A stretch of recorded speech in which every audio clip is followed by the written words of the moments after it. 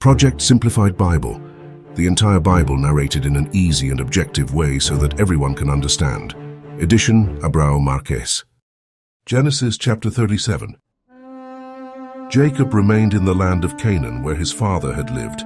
This is the story of Jacob's family. When Joseph was a young man of 17, he looked after the sheep and goats together with his brothers, the sons of Bilhah and Zilpah, his father's wives, and Joseph reported his brothers' bad deeds to his father. Jacob was already old when Joseph was born, so he loved Joseph more than all his other sons. He made a long-sleeved tunic for Joseph. Seeing this, Joseph's brothers began to hate him and were rude to him. One day, Joseph had a dream and told it to his brothers, which increased their anger even more. He said, "Listen to the dream I had. We were tying sheaves of wheat in the field. Suddenly, my sheaf stood up straight, while your sheaves bowed down in front of mine." The brothers replied, "Do you intend to be our king and rule over us?"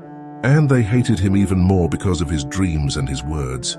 Joseph had another dream and told it to his brothers. "I had another dream, and this time the sun, the moon, and 11 stars bowed down to me." When he told his father and brothers, his father scolded him. "What does this dream mean?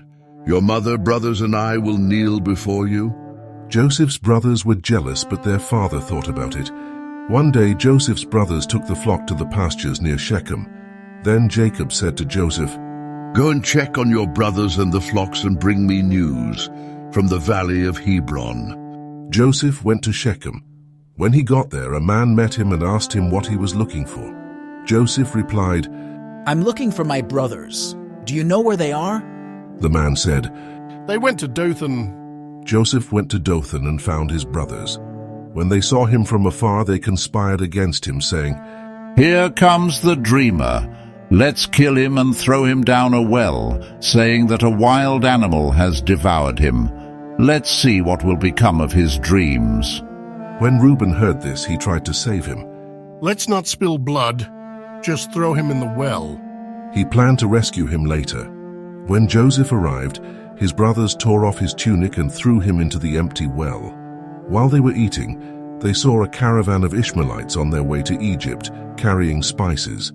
Judah suggested it. "Let's sell him to the Ishmaelites, after all. He's our brother." The brothers agreed and sold Joseph for 20 pieces of silver. The Ishmaelites took him to Egypt. Reuben returned to the well and, not finding Joseph, tore his clothes in sorrow. He went to his brothers and said, "The boy's not there. What will I do now?" They killed a young goat and stained Joseph's tunic with blood.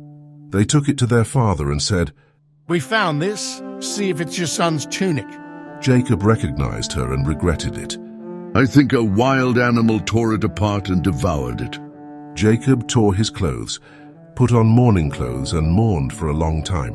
His sons and daughters tried to console him, but he said, "I will cry for my son until I find him in the world of the dead."